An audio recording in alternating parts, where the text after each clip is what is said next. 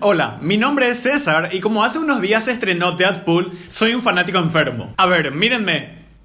Soy muy cool.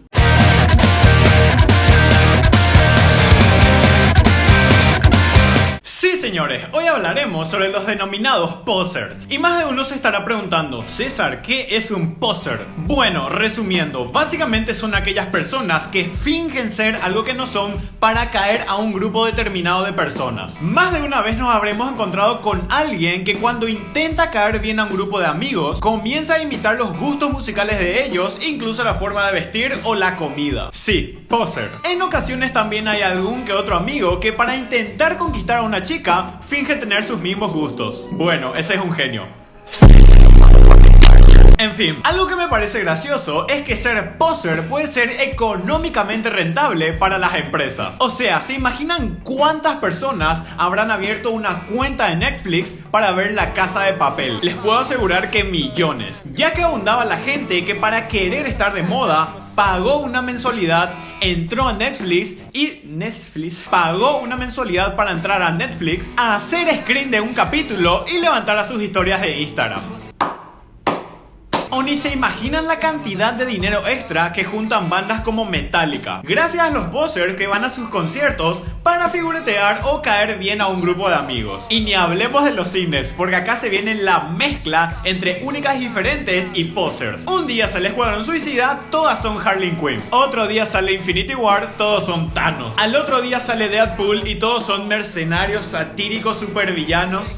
Bravísimo. ¿Saben hasta qué extremo podemos llegar? Que de la nada aparezcan un montón de suicidas e incomprendidos gracias a la serie por 13 razones. Y no podemos dejar de lado a la gente que hace cosplays en evento anime para sobresalir, pero ni siquiera saben el nombre del personaje del anime. Y tampoco olvidemos la época donde todas hacían cosplays de Harley Quinn. Y todo esto se remota de hace tiempo, cuando se popularizó la palabra mainstream. Y en pocas palabras, para no ser eso, te volvías poser sin querer queriendo. Por ejemplo, a tal punto de juntarte con tus amigos skaters para ser cool. Te rompías un brazo o una pierna intentando andar en patineta, pero eras felizmente aceptado por ellos. Y dejando de lado eso, hay algo que tengo en las venas y hace rato que quiero escupirlo. Supongamos que hay un concierto y que a ese concierto van Pedro y Juan. Pedro solamente conoce unas cuantas canciones de la banda, pero esas canciones les gustan bastante. Entonces va al concierto, escucha sus canciones favoritas de la banda y se retira. Y por otro lado, Juan también conoce unas pocas canciones, pero resulta ser que Juan, antes de ir al concierto, publicó foto de su entrada en el Instagram, se compró una remera de la banda, se fue con un grupo de amigos solamente para caerles bien y se quedó hasta el final del concierto para sacarse 300 selfies y verse cool en redes sociales. La diferencia entre Pedro y Juan es que Pedro se fue al concierto para disfrutar sin alardear, y Juan, como buen poser que es, se fue a purear, como dirían en mi país. Y sé que algunos van a decir, ay César, pero ¿cómo va a ir al concierto si no es fan? Y déjame decirte que no hace falta ser parte de ningún fandom, saber dónde vive el artista o saber qué tipo de shampoo le gusta usar para asistir al concierto. Particularmente me tocó conocer a gente que eran fan de ciertos artistas, pero como todos empezaron a escuchar a ese artista, esa persona lo dejó de lado, sin qué ni para qué, de un día para el otro. Y por otro lado, conocí a personas que odiaban a ciertos artistas, y como todos comenzaron a seguirlos, también se sumaron a la movida. ¿Cómo podemos llamar a este tipo de personas?